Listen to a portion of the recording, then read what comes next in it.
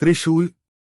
भगवान भोलेनाथ के त्रिशूल की महिमा से पूरा विश्व परिचित है, लेकिन आज भी पुरातत्व विभाग द्वारा शिव के त्रिशूल पर शोध की जा रही है और इसी से प्रेरित होकर भोलेनाथ के त्रिशूल की महिमा का चित्रण धार्मिक काल्पनिक कहानी के रूप में किया गया है।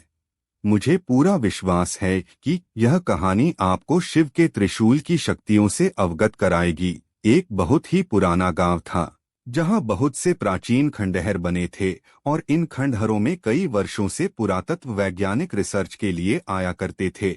वैज्ञानिकों को इस गांव से हिंदू संस्कृति से जुड़ी कई प्राचीन वस्तुएं प्राप्त हुई थी, इसीलिए यह गांव प्राचीन हिंदू सभ्यताओं की खोज के केंद्र के रूप में जाना जाता था। लेकिन उनकी खोज अभी तक अधूरी थी, क्योंकि वह धार्मिक ग्रंथों में बताए गए अस्त्र शस्त्रों की खोज में लगे हुए थे। एक बार उसी गांव के मैदान में बच्चे फुटबॉल खेल रहे होते हैं। अचानक उनकी फुटबॉल एक गड्ढे के अंदर चली जाती है। गड्ढा काफी गहरा था, इसलिए बच्चों की हिम्मत उस गड्ढे के अंदर जाने की नहीं हो रही थी। तभी गांवों में एक फेरी वाला कपड़े बेचने आता है।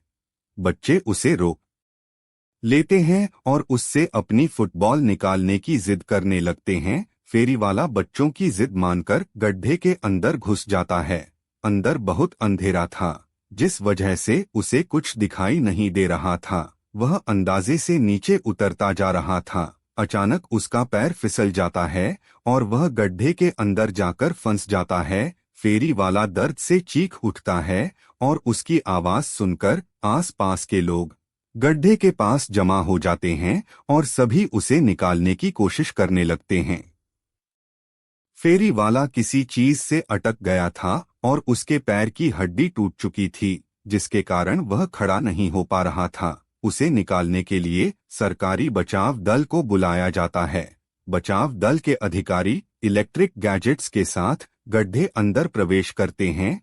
उनके पास तेज रोशनी की टॉर्च होती है, जिससे वह गड्ढे के अंदर सभी चीजों को साफ साफ देख पा रहे थे। वह जितने नीचे उतरते जा रहे थे, उतना उन्हें सांस लेने में परेशानी हो रही थी। जैसे ही वह फेरी वाले के करीब पहुंचते हैं, फेरी वाला एक बहुत बड़े लोहे के स्तंभ में फंसा होता है। अधिकारी उसे बड़ी मुश्किल से रेस्क्यू करके गड्ढे के बाहर ले आते हैं, लेकिन गड्ढे के अंदर लोहे का स्तंभ उन्हें विचलित कर रहा था, क्योंकि गड्ढे के आसपास कोई घर नहीं था। फिर इतना बड़ा लोहा कहां से आया?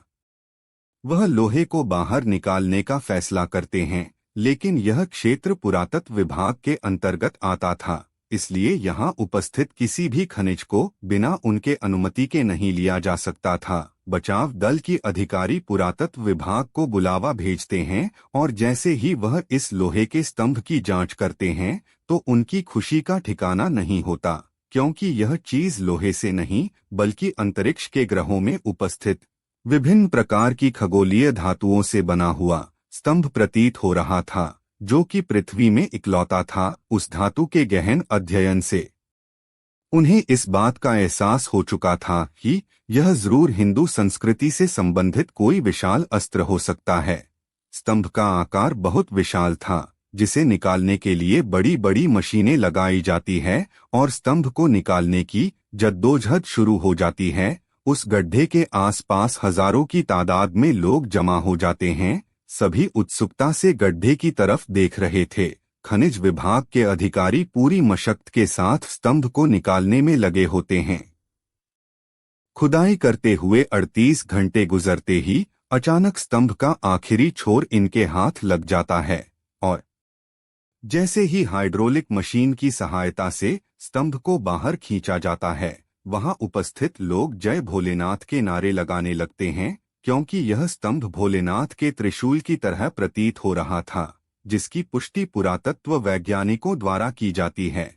वैज्ञानिकों के हाथ में बहुत बड़ी सफलता लगती है, क्योंकि वह हिंदू संस्कृति के प्रतीकों का शोध कई वर्षों से कर रहे थे और उन्हें आज तक इतना बड़ा जीता जागता उदाहरण नहीं मिला था। लेकिन आज उनकी यह खोज पूरी हो चुकी थी। त्रिशूल को अनुसंधान केंद्र में ले जाया जाता है।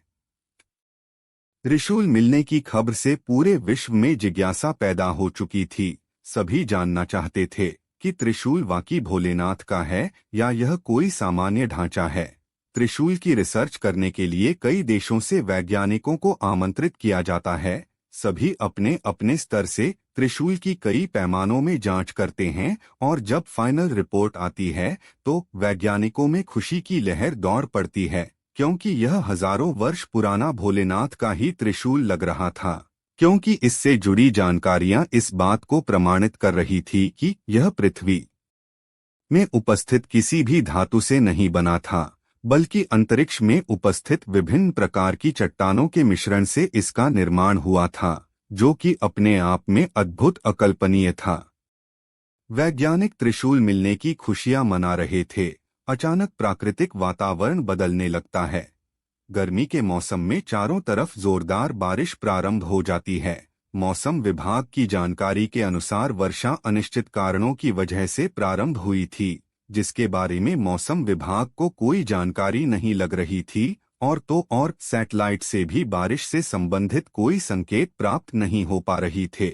वैज्ञानिकों में उथल पुथल मच चुकी थी, क्योंकि ऐसा पहली बार हुआ था कि प्राकृतिक घटनाओं का अवलोकन करने में उन्हें परेशानी हो रही थी। उन ही वैज्ञानिकों में एक ऐसे भारतीय वैज्ञानिक भी थे जो धार्मिक ग्रंथों की जानकारी रखते थे। तभी उन्हें अंदेशा होता है कि शायद इस त्रिशूल की वजह से मौसम का परिवर्तन हुआ है।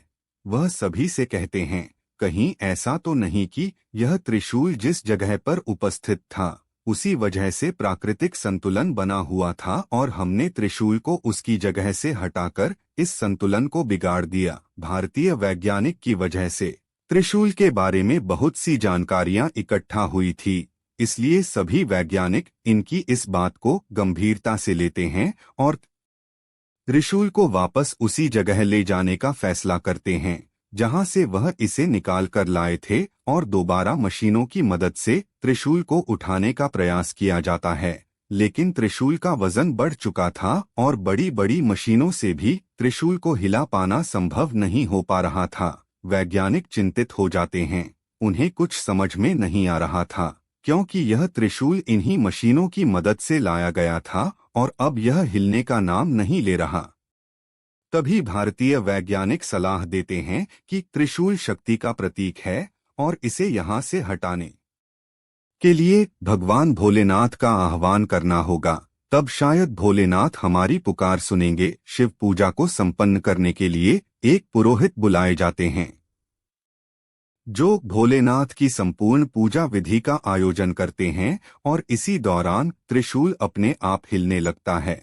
उसे हिलता देख वैज्ञानिक हाइड्रोलिक मशीन से त्रिशूल को उठाने का आदेश देते हैं और अगले ही पल त्रिशूल एक पेड़ के पत्ते की तरह उठ जाता है। शिव की महिमा देखकर सभी वैज्ञानिक दंग रह जाते हैं। सभी हाथ जोड़ते हुए भोलेनाथ को प्रणाम करते हैं और जैसे ही त्रिशूल को गड्ढे में वापस प्रवेश करवाया जाता है, अचानक बारिश रुक जाती है। वैज्ञानिक अब समझ चुके थे कि हमें भी प्राकृतिक चीजों को बिना उनका स्थान परिवर्तन किए ही शोध करना होगा, अन्यथा इस पृथ्वी का अस्तित्व ही नहीं रहेगा। और इसी के साथ शिव के रहस्यमय त्रिशूल का किस्सा खत्म हो जाता है।